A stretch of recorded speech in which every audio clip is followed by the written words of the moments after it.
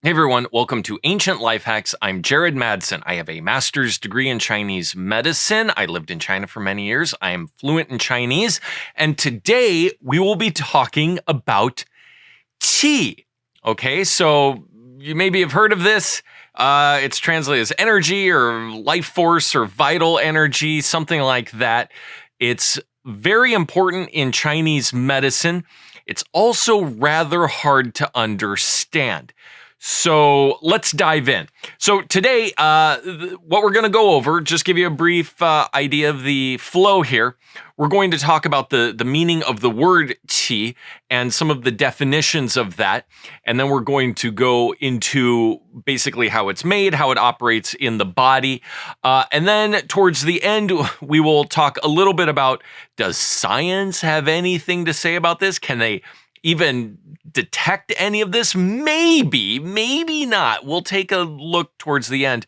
And then at the very end, we will talk about supernormal abilities. Is it a thing? Does qi have anything to do with it? If you have a lot of qi, can you do some magic? We'll save that for the end. First, we'll start with kind of just the basics. The Chinese character for qi is a combination of the word for air and the character for rice. So basically, qi is just from the language point of view, is a combination of air and rice. So the two things that our body takes in to keep our body going, right? We have to breathe and we have to eat, right? And those are kind of the two main things. In fact, the only two things. I mean, I guess you could count water, but water probably falls into food. So from that point of view, from just a very superficial point of view, we could determine that it is the energy that is made from air and food. But it goes a heck of a lot deeper than that. So we're going to dive into more of this. So I wrote something up here that I'm going to read real quick to kind of get the idea, and then we'll dive into the qi and some of all the different types of qi. So it gets a little. No, we won't do all of them. We'll do the main ones. It gets way too complicated for one thing. We'll do my very best to make it nice and easy to understand. The transformation of qi, a fundamental concept in human physiology, according to traditional Chinese medicine, is crucial in maintaining various physiological processes. Okay? Functions. Qi, exhibiting different forms and activities such as transformation, transportation, and directional changes, fundamentally impacts various aspects of human health and activity. Okay, so I'm just going to pause this for a second. What I'm trying to say here is that qi is a function as well. So this gets into the concept of kind of mind and matter is the same thing in Chinese medicine. So we learned that qi is air and food, but it is also the function of that. And to put it another way, it is the very real force behind that function, right? So the various things that and we're just going to leave this to the human body today. We're just going to talk about qi in the human body. That's already insanely complicated. So we're not going to talk about the rest of the world and everything, but just for the qi of the body is the functions of the body. So all the different things that your organs do, these are functions. This is a process, and underneath all of those is qi, different kinds of qi, right? And then we'll get into what creates qi, which from the character we learned initially is air and food, but it's not totally that simple. It can condense to form the material body, exhibiting a yin nature. So this is yin and yang. Yin is substance and yang is more action, function. Or disperse to instigate movement, representing yang. You can think of it as matter and function all in one. Two different sides of the same coin. You kind of have to have that in your mind when you think about qi.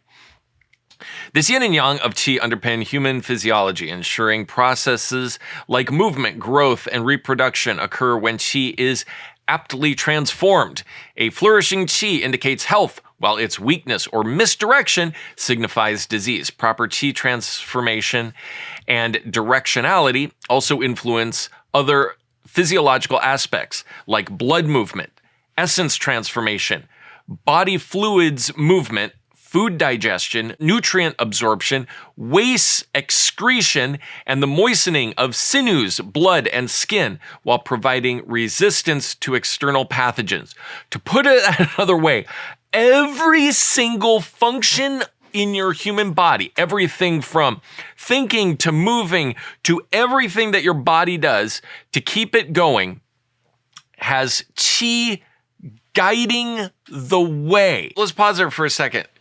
Like, I guess we could call it like life force or something like that. The term energy I don't especially like to use because energy kind of means something else. It has its own meaning and it's not really this, but I guess we just stick with the concept of qi. And as we're getting into it, you could say that it is a matter, right? It is a thing. We can't really see it in this dimension, just as we can't see function in this dimension, but we see the result of the function in this dimension. This is what qi does. It's walking this line.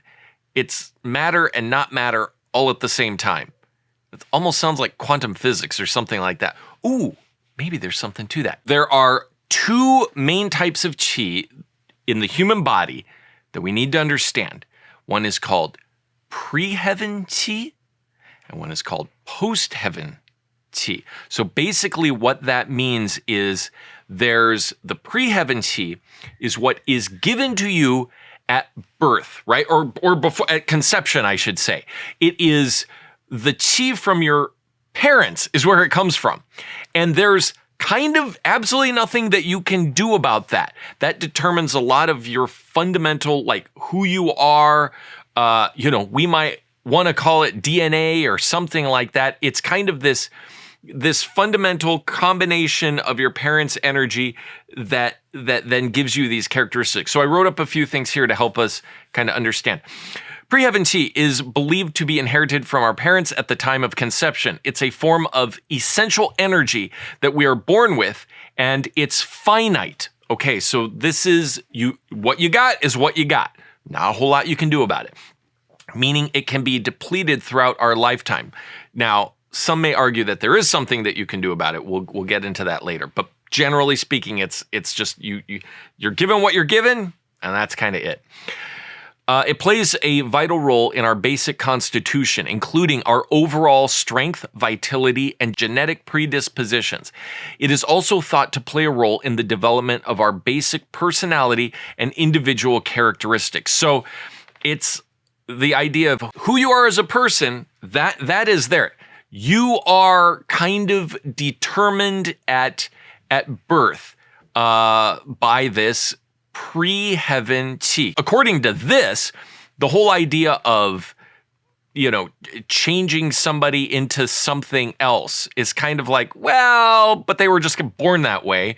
That's just kind of how it is. It is stored primarily in the kidney system. The kidney system, which we will get into later down here, is what stores your main essence, this original qi, this pre-heaven qi. There are various names for it.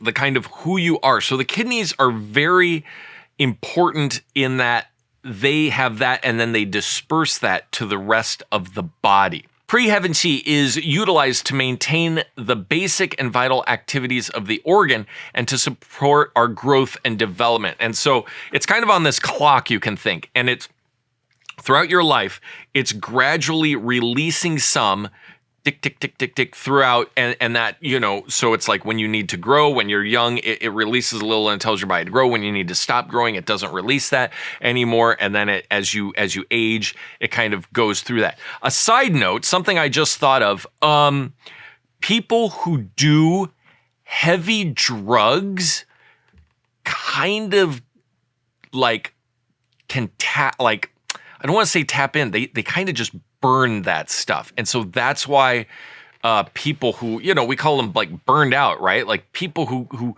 it's most of the time you can't tap into that stuff, but if you use like really heavy drugs or chemicals or things like that, radiation, like some of this stuff, it actually kind of can tap into it. And then you're kind of, there's not a whole lot you can do because that's just what it is. You know, you come with that, you have a finite amount, and if you are doing some crazy drugs and burning through that, you're kind of done. There's not really a whole lot more you can do. So I guess the lesson is don't do insane drugs and burn. I mean, you're going to burn that essence away and then you're done. You're kind of done, you know? Okay, so that's pre-heavenly qi. Not a whole lot we can do to help it, but there is some stuff I will talk. And then not a whole lot we can do to use it. It's just on its clock unless you go really far and start doing some stuff that's kind of way out of the scope of normal human function and what we should be doing. Okay, so then the next one, which is the one that we can change and affect. So the whole discussion today is going to be more on this category of qi, is post-heaven qi, right? So it's what comes after conception. And so basically that goes back to the air we breathe and the food that we eat. That is the source of that qi. So you have one qi that you get from your parents, and then you have the other qi that comes from, you know, after you're born and everything that you take in. You could even argue that it's not just food and air. It could also just be ideas and concepts and everything like that. That kind of gets into a little bit deeper. You can just to mentally wrap your head around it, just think air and food and the functions that come from that. And that is what we're going to dive into here. So unlike pre-heaven qi, post-heaven qi is derived after birth. It is developed from the food we eat and the air we breathe. It plays a crucial role in daily physiological functions. Post-heaven qi nourishes and maintains the various functions of the body, supporting the activity of our organs and meridians to help replenish and support pre-heaven qi. So basically what happens is your pre-heaven qi like kind of sets the clock, it gets everything going, and then through food and air, it will kind of make that happen. And the better that we eat, the better air that we breathe, the less pre-heaven qi we have to use. Okay? So if you're eating well and you're breathing well, that pre-heaven qi doesn't have to be used. If you're not, then it has to use more of your pre-heavenly qi and thereby kind of shortening your life. It's using this finite resource, whereas post-heaven qi is not finite. It is based on what we eat, what we take into the body, what we receive in. So what we put in is going to be a big part of that. And as it mentioned here, there are some things that possibly could even help us nourish and perhaps not waste as much pre-heavenly qi. Some people believe that you can even kind of replenish some of that with a few different things. It is present, this is the post-heavenly qi, is present in various systems of the body and is particularly associated with the lung and spleen in TCM, traditional Chinese medicine, due to their roles in digestion and respiration, respectively. The lungs and the spleen stomach, right? So basically your breathing system and your digestion system are going to be the starting points of this post-heaven qi, and then it gets formed into many other qis, which we will get into.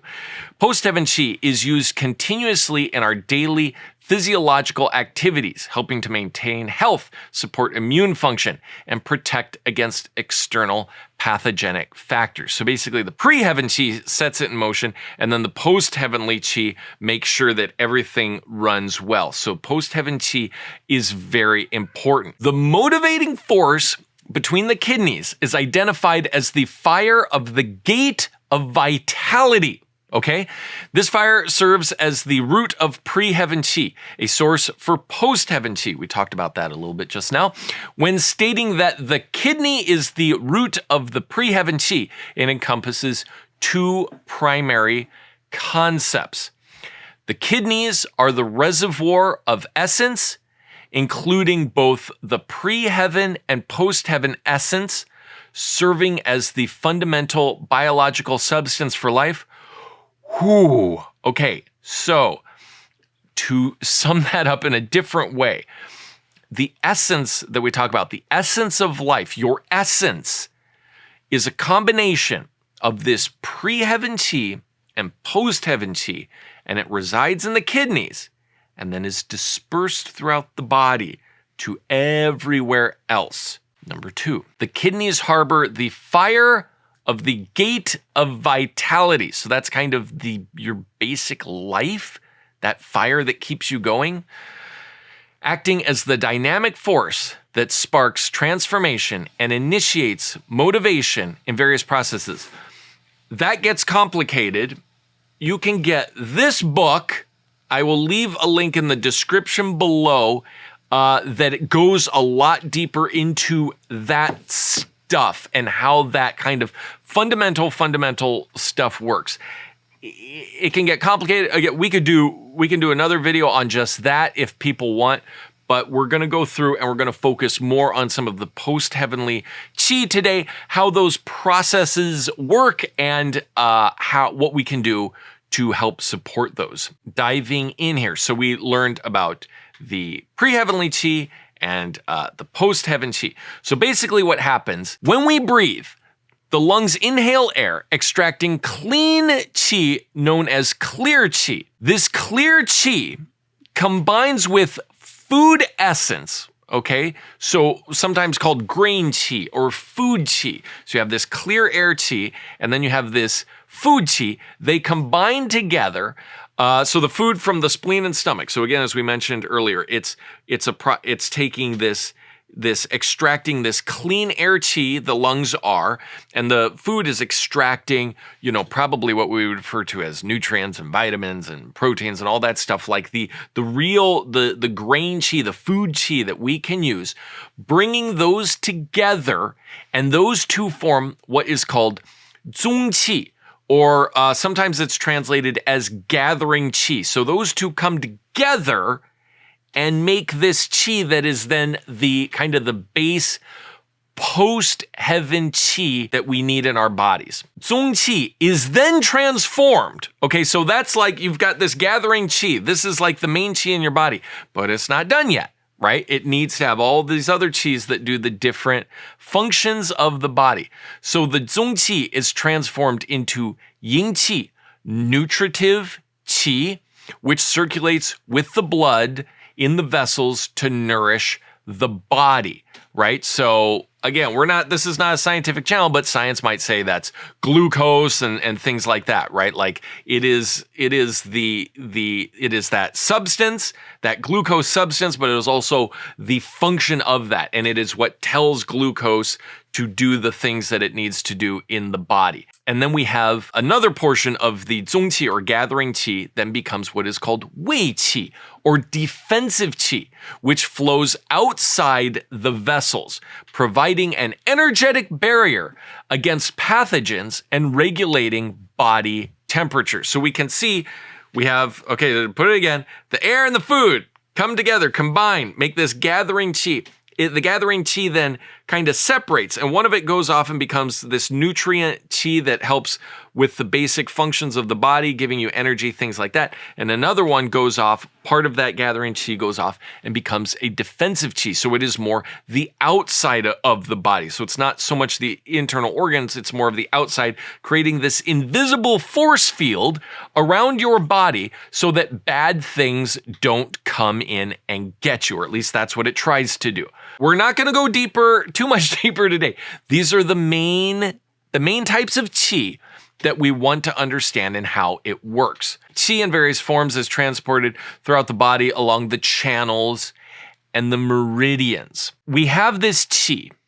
It is both a physical thing, right, that we can see in our body as nutrients, as things like that, but it is also the function of those. And so we do not see, we see the function happen, but we don't see that. And again, it's kind of in Chinese wisdom, it's considered to be the same thing. So this function, this life force, this qi, it has its paths that it go on to tell the body to do different things. So you can almost think of it as if something that happens is then a sort of a substance, it needs a network to go in the body and to tell the different things to do what it does. And that's what the meridians are. So the meridians carry this function, this information, this energy, this life force, right? All of those things as one thing, which is qi. It carries those throughout the meridians and tells the body to do stuff. And so then that gives us a little bit of an insight into how acupuncture works. So you think that the meridians hold a more basic function of the body, right? The blood is also a channel and it has a substance. We can see that and it's very important. But what controls that and what tells it what to do is the meridians. And this is something we can't see. And part of the reason is because it is function. It is a matter that kind of exists here, but not really.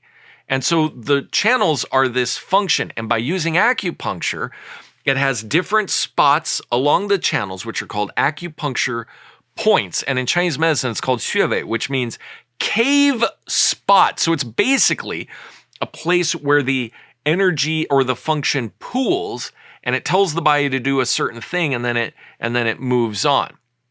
Okay, so with the acupuncture needle, if you know what these different spots are and what it's telling the body to do or not do, you can then manipulate that by putting a needle, just a very small needle. It's almost like you're pressing a button. You can almost think of it as something like that. But you got to get in there to press the button. It's got to, because it's inside the body. It's not always super deep. Now, the meridians do absolutely flow deep within the body, but usually with acupuncture, we think of the meridians that are on the surface. That's what we use as treatment. Rarely are you going to stick a needle deep into somebody's body, even though the channels do absolutely flow in there as well. They have to because it's function. It flows everywhere. It's incredibly complicated. It tells the body everything that it needs to do. So by putting that needle in, you're telling the body, hey, I need you to do this. I need you to do that. And then that also gets into acupuncture techniques, right? Turning the needle this way, putting it that way, but angling it, doing different things with it will tell the qi, the function, hey, I need you to go this way to do that. I need you, or you can almost think of it, it's like maybe like a train path or something. It's like, nope, we need to direct it this way. Or maybe the energy is pooling there and it's not, this is when it starts to get into issues, right? Like it's not going to the next step. So the body isn't receiving that information. We have to release that. We have to release that stagnation. This gets into acupuncture and all the things that acupuncture does. But at the same time, it gets into things like, well, can we do that ourselves through meditation, through Qigong? Yeah, absolutely. That's the idea. That's the whole idea is that though you're getting those channels to move as well, move and open up and do what they need to do. And hence all the health benefits that we get from them, but it's very hard to find that scientifically because each person's different. Everything is, especially the meditation, it can address all different things and different people in different ways. So it's all of this is very hard to prove, but I think most people who try meditation or try acupuncture go, that's pretty good. I feel a lot better. Therefore, there's got to be something to it. Okay, so let's move on. The everyday qi derived from food and air helps activate and support yuan qi or original qi from the kidneys.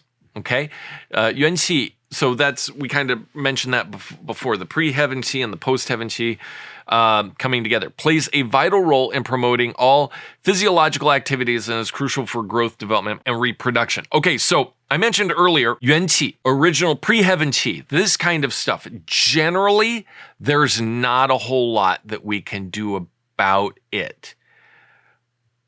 But maybe there is.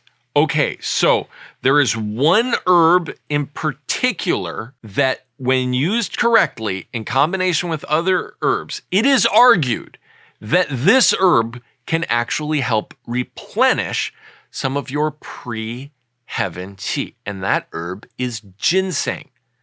Okay, that's why That's why ginseng is such a huge thing in Asia. Everyone's about ginseng. And now in the West, too, we're all about, let's get some ginseng.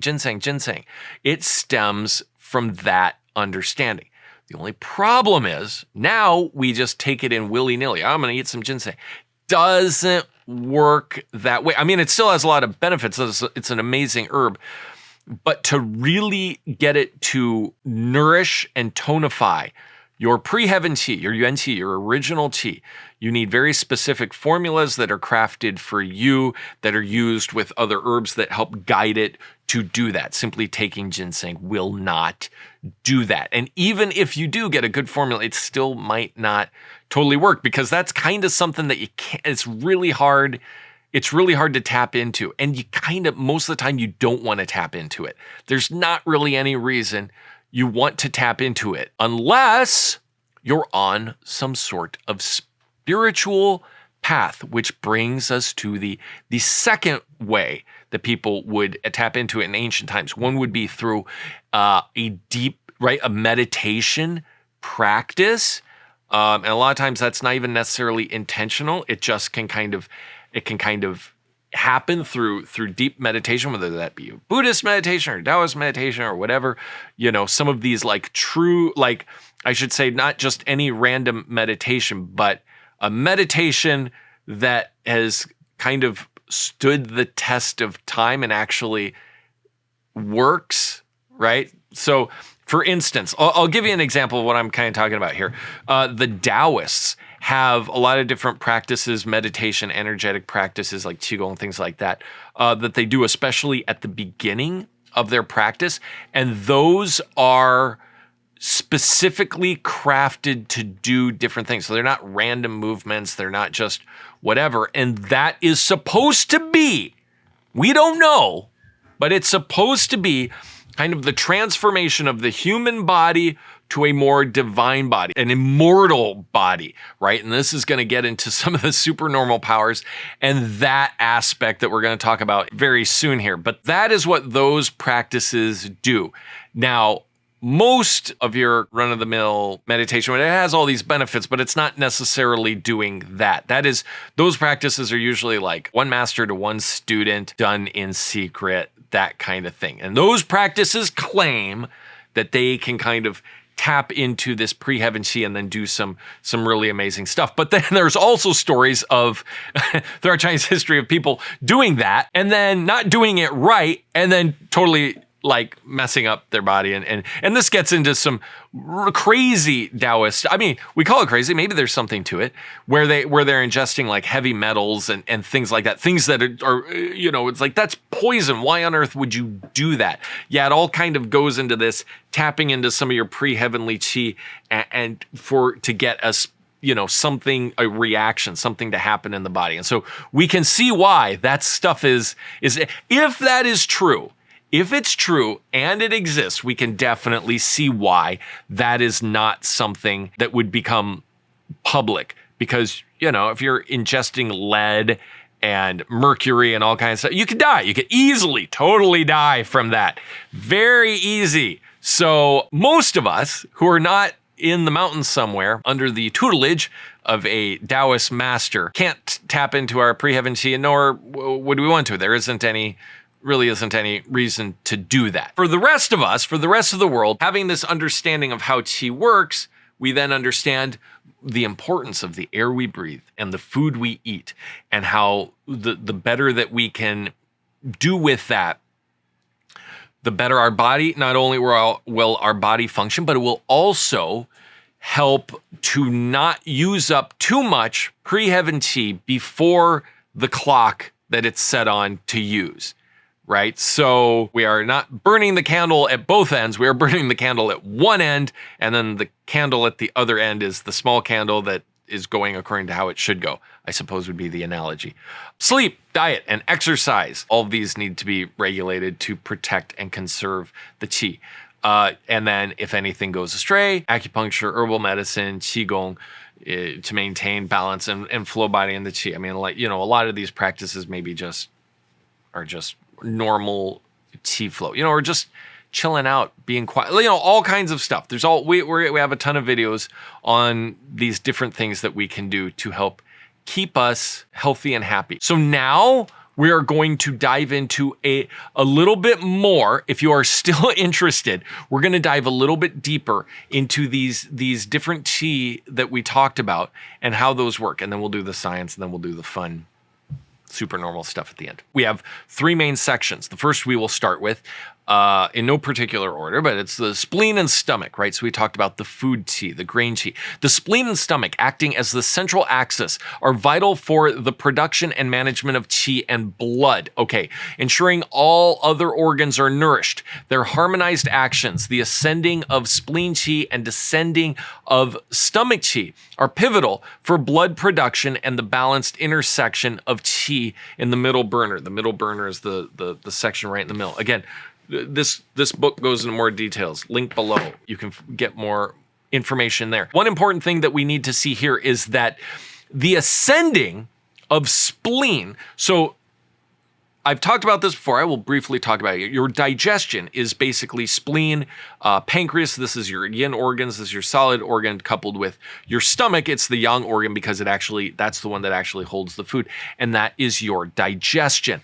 And so from this, your spleen pancreas is sending the qi upwards while your stomach is sending downward. Yeah, like food, right? The food, that is actually going down. So those are the flows. That's the balance of those two. So qi typically ascends, transporting pure essence derived from food to the lungs and heart, right? So we talked about the gathering qi, right? So this is how it works. The food is sending it up to the lung, right? And the lung takes in the clear qi and makes the gathering qi, which then is transformed into qi and blood. Yes, that helps form blood, and then the heart controls the blood. If spleen qi fails to ascend, okay, so now we're getting into problems with your qi. Various health issues like diarrhea in the long term, and in the long term, qi and blood deficiency will happen. Yeah, so that's pretty easy to understand. Your spleen, pancreas is supposed to send that food qi up, but if it sends it down, that's diarrhea, right? That function that should be going up and nourishing your lungs and your heart because it's actually physically above the organs. This is another thing. This is not random that your heart and lungs are up here and that your spleen, it needs to send that energy up. Conversely, stomach qi should normally descend down to expel the impure part of food to the intestines. When stomach qi doesn't descend, when it goes up, it may rebel upwards, causing symptoms like nausea, hiccup, belching, and vomiting. Okay, so that kind of makes sense. This is the function of these organs. If they're not going in the direction that they should go, yeah, it makes sense that if the spleen starts going down, it's going to cause diarrhea. And if the stomach starts going up, you're going to be vomiting. This is a very real expression of the qi going the wrong way. In both scenarios, where the spleen qi descends and the stomach qi ascends, it's regarded as rebellious qi. So it's qi that's not going the right way, indicating qi moving in improper directions, which can be categorized under possible qi pathologies, alongside deficiencies and stagnations, which we didn't really talk about. But having a deficiency would be a weakness of your qi, and a stagnation would be the qi not moving, which can cause other problems in the organs as well. Okay, we could talk for forever on this. We're going to move on. The next is the liver and lungs. Okay, regarded as the external wheel, right? Because you're breathing the air in. Facilitate efficient circulation of qi through the respective ascending and descending actions.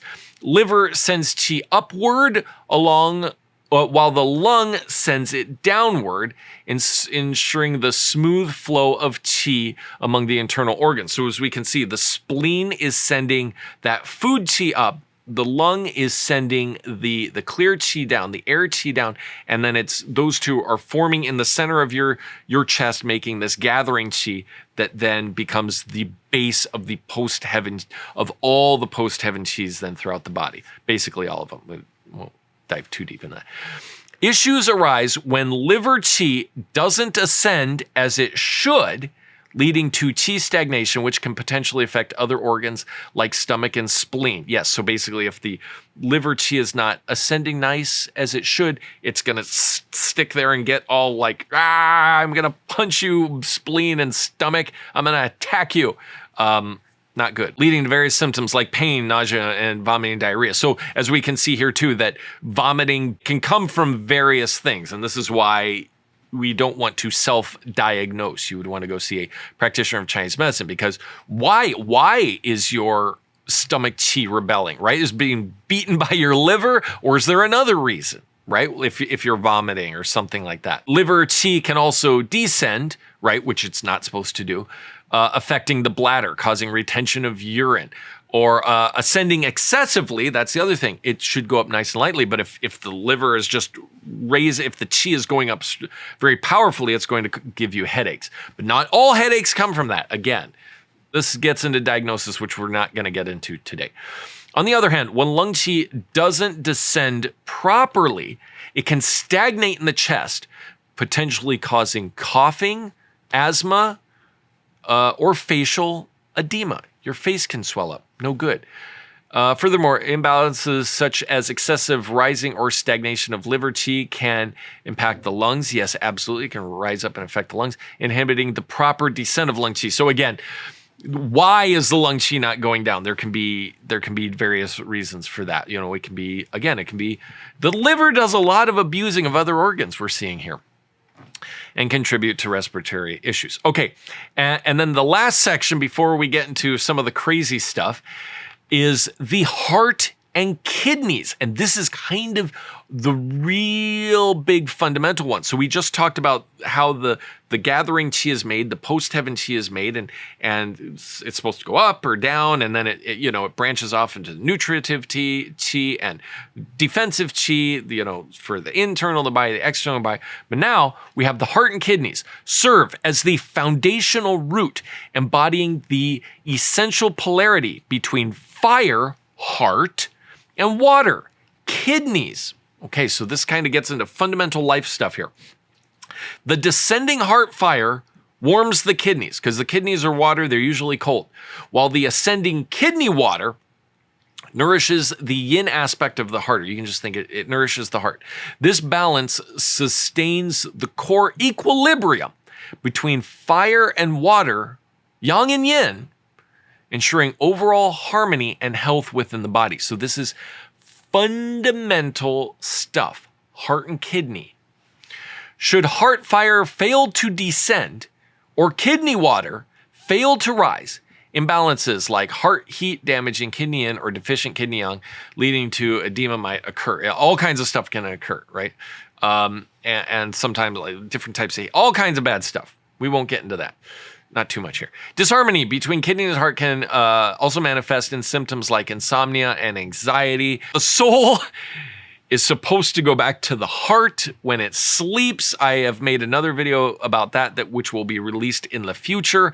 That is very important. And so if the heart fire is out of control, this is where the anxiety and insomnia can come from, because it's your soul doesn't want to return to the heart. This access of heart and kidneys also influences other organs such as liver and lungs, affecting their qi flow and subsequently functions like digestion, transformation. Okay, so basically what we're seeing here is that the whole thing is pretty dang complicated. And if you go, hey, I've got headaches, what does Chinese medicine have to say about that? I'll tell you, Chinese medicine has a lot to say about it. We got to figure out what kind of headache.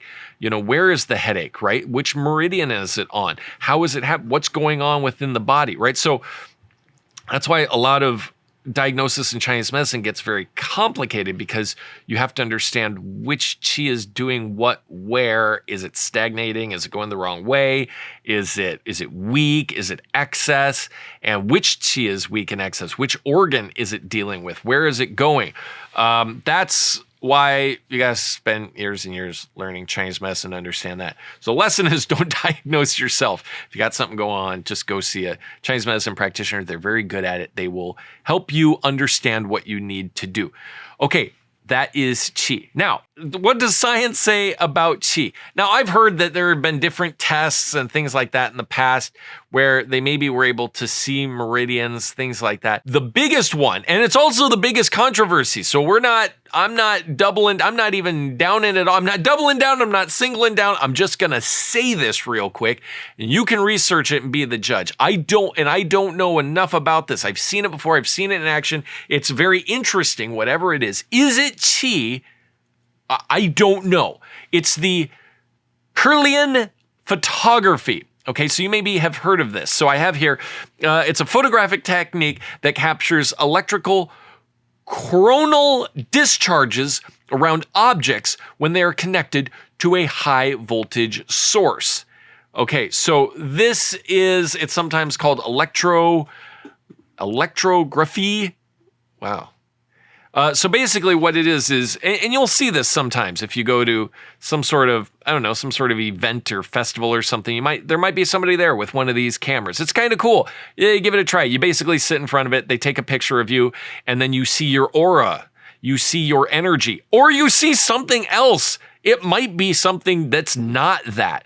And then you have people who claim that they can read it. Maybe they can, I don't know enough about this. It would be very cool. It looks more, when you look at the photos, they're more just kind of like this light emitting off your body, and people have different colors of lights and different shooting in different ways and stuff like that. So some people theorize that this is Qi. I don't know. We don't know. But one cool thing, here's the coolest thing. The coolest thing, and you can look this up, is called the phantom leaf. This is what I've seen as the coolest thing of this photography. So basically what they do is they take a leaf and then they cut off part of the leaf.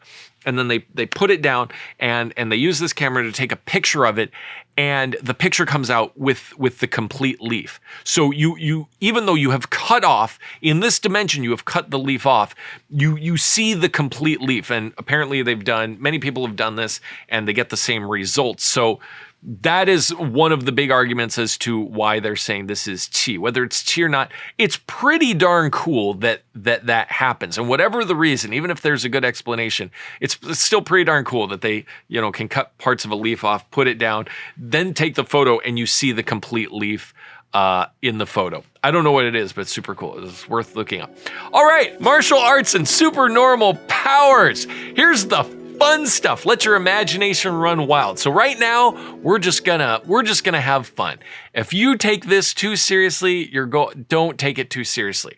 We're gonna play with these ideas right now. So we're playing with the idea of Qi. So we learned what Qi was, we learned where it came from, we learned the different types, and we learned the functions, we learned how it goes up and it goes down and things like that.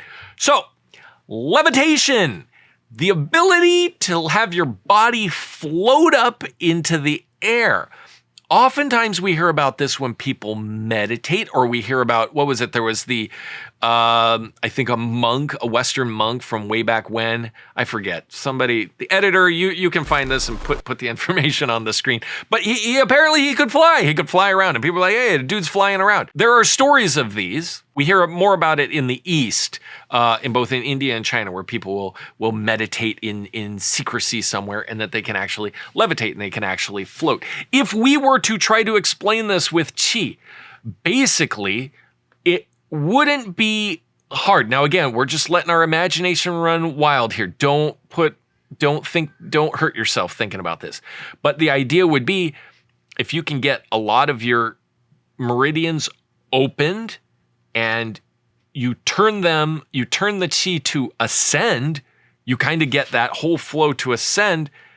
That's a function, right? So in the body, it can send things up and send things down. That's what it's telling the body to do. It's both physical and function all at the same time. So in theory, if your meridians open up, if say you're meditating, the meridians everything opens up, then, and your energy, you either tell it or it just happens naturally. I don't know. I haven't done this, but in theory, yeah, I don't know. Why not? Right? If your Qi's telling your body to float up, and then you float up a little bit and you go, hey, that was cool. Maybe there's something to that. Maybe, but maybe not. I don't know. So the next one. So here, these are just some of the supernormal abilities that we have heard about. Okay, so enhanced strength. Practitioners believe that by harnessing, practitioners of, some sort of meditation or a martial art, this is generally more martial arts, right? Like sometimes you have like the martial arts that combined with meditation or with Qigong or something, it might be something like that. By harnessing and directing their Qi, they can generate tremendous physical power, enabling them to perform feats of extraordinary strength, such as breaking bricks, boards, or other materials with their bare hands. So again, that would be, sometimes you can break boards or bricks without using crazy Qi. I think these are more like some of the old stories where you have people like punching holes in trees and cool stuff like that. Like a strength that's way beyond what you can physically muster up, right? Like these kind of strengths that don't make sense. Again, your meridians open up, and this Qi, this function, if it's very strong and you can control it, and you can send it to your hand, and then send it out. In theory, you can send it out. In theory, you wouldn't even necessarily have to touch the thing. And there are supernormal powers like that, right? Like that you're standing far back and you hit. Watch some Stephen Chow movies. You'll see this stuff. You'll definitely see some of these. These were claimed to have these powers, and that would be the explanation, is that you're able to form this Qi. You get it. You can control it, and then you can basically shoot it out your hand. The meridians go down there, and I guess if they kept going, you could punch a hole in a tree. I don't know why you'd want to, but it'd be kind of cool. And then the tree would be like, not cool, but whatever. Enhance speed. Okay, now we're getting into it. Again, and just imagine with me. Don't be one of those. It's just, we're having fun here. Some martial artists claim they can move faster than the eye can follow by channeling Qi. This is often associated with techniques like Qigong practices, Tai Chi. So Tai Chi, so that's the other end of it, right? Tai Chi looks like it's moving very slow, but then like nobody can punch the guy, right? He's just like, ba-ba, ba-ba, blocking everything when people come very fast. That gets into the whole concept of time coupled with Qi.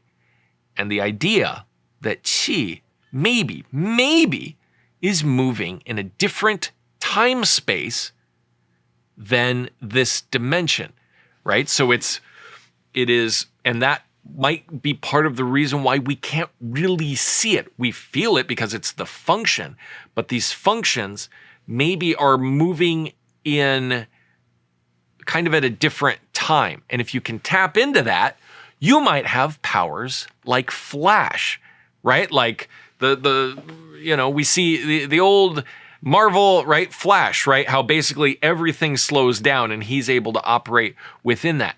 I suppose if Qi is operating at a different time, then some things, miraculous things could happen that our eyes wouldn't understand. One being like the slow moving guy, but nobody can punch him. And the other thing would be like somebody just moves really fast or just disappears. It might look like they're just walking normally, but then they go really fast because the function is actually operating at a different thing, at a different time space, but then our time space, it looks normal, but then it's actually not. Again, you kind of got to go with me on this one. Heightened senses. Qi cultivation is said to sharpen a martial artist's sensory perception, allowing them to detect subtle changes in their surroundings, such as the presence of an opponent or an incoming attack. Now, this is, I think, a lot of people who practice martial arts will tell you, and even just practice a little, like they're not necessarily like this crazy amazing, like they practice for a while and they'll start to tell you things like, hey, I kind of can tell when somebody's gonna punch me before they punch me, and then there's the explanation of, well, they move their shoulder, they move this, and you kind of picked it up. Maybe it's that. Or maybe you're sensing their Qi, and their Qi, moving at the different time space, is telling their Qi is going, okay, I'm going to punch. Maybe no physical thing happens yet, but if you can pick that up, right? Again, follow me. If you can pick that up and you can go, I sense your Qi trying to punch me in the face. And you want to know what? I'm going to use my Qi. I'm going to block that. I've also heard other martial artists say, which kind of connects to both of these, that, you know, once they get better and they get in a fight, everything seems to move in slow motion, right? Is that because they're used to it? Maybe. But maybe too, that being used to it is just they have better access of that Qi function. And actually, you could extend this out beyond martial arts. Maybe the same thing. Maybe that's what's happening in a lot of sports, right? If somebody's baseball and they're really good, they're a really great hitter, maybe they're picking up that pitcher's Qi, right? They don't necessarily know, but through their training and through that just kind of happens. Maybe there's something to that. So maybe athletes have supernormal powers and they don't even realize it. Wouldn't that be cool? Here we go. Let's see if I can explain this one. This is a tough one. Invisibility. Some legends suggest that skilled practitioners can control their Qi to create illusions, making them seem invisible or confused. Oh, okay. So that would probably be, I don't know how they do actual invisibility. I have to think about that one more. But create the illusion, yeah, I guess, you know, if we play with this idea and you've got this, you know, you could kind of either you mess with somebody else's Qi so it looks like you're not there, or you, I don't know, you do something and it's like, and then you create some sort of field around you that diverts the eyes, or that like mimics what's behind you. I don't know, something like that maybe, that creates this illusion that you're not there even though you are. Telekinesis. There are stories of martial artists who claim to move or control objects without physical contact by channeling their Qi. Okay, so we did talk about that, like the punching, right? So that would be the idea of that I can control my Qi and I can make that, you know, the cup move or the something move. There's actually stories about that in the West as well, right? Like people can use their mind to control stuff. Maybe what they're using is this Qi, this function, and they're able to extend it outside the body. And one thing to kind of talk to that is like the defensive Qi that we talk about, the Wei Qi, is considered to be outside the body as well. So we think of our body as just ending where our skin ends, but according to Qi, it's not, right? You've got this defensive Qi that is you. It's just the function of your body, but it's on the outside trying to keep the bad stuff away. So maybe a manipulation of that energy can do some things outside your body. Healing abilities. Qi is also believed to have therapeutic properties. And some martial artists claim they can use their Qi to heal themselves or others, right? So that one, I mean, if we're going down the path of that you can control your Qi can go outside your body like it does with defensive Qi. It wouldn't be hard to imagine like, well, if you could use that and then do that to somebody else, I suppose. Now, wouldn't that mean that your Qi is mixing with their Qi? Yeah, it would. So who knows what happens with that? Doesn't sound like a good idea. But anyway, that's the rumor. And then last but not least, and we touched on this before, immortality. In some ancient text, it is believed that the highest level of Qi mastery can grant immortality or extremely long life. So you may not live hundreds of years, maybe thousands of years, but you know, you're not gonna be totally immortal. Right, and so this is kind of more mythology. How would that work? Well, let's play this out. I suppose the idea, so really, the Taoist texts kind of talk more about the unleashing of your pre-heaven Qi and like a transformation of your body. So it'd be probably more like ascending beyond Qi, right? Like, so that would get into, I don't know, that would get into with the episode on souls and things like that. That would probably get into more when we talk about that. That would be more of that stuff. Whereas if you keep your channels open and your body functioning well and it can do that and just kind of keep doing that and you're preserving your pre-heaven Qi as much as you can, I don't know, could you live a few hundred years if you're in a cave or, you know, you're not waiting and you're just kind of doing everything perfect all the time? Maybe. Why not? These are just ideas right now. Okay, so that's it for Qi. I hope that made some sense. It actually took me forever to kind of prepare this video because there's so much that goes into this. I didn't want to get derailed too much, but I did get derailed a little bit. If you guys like this topic and want to hear more, want to go deeper in any aspect, we can do that. But yeah, that's the main idea. All right, so that's it for this week. Please like and subscribe. You can check out my website, ancientlifehacks.com. I'll put the notes to this there if you want some actual notes. I'll put a little bit in the description, but that's kind of limited. I can put the full notes on the website, and you can also sign up for our newsletter. Doesn't that sound like fun? All right, everyone. I will see you next week.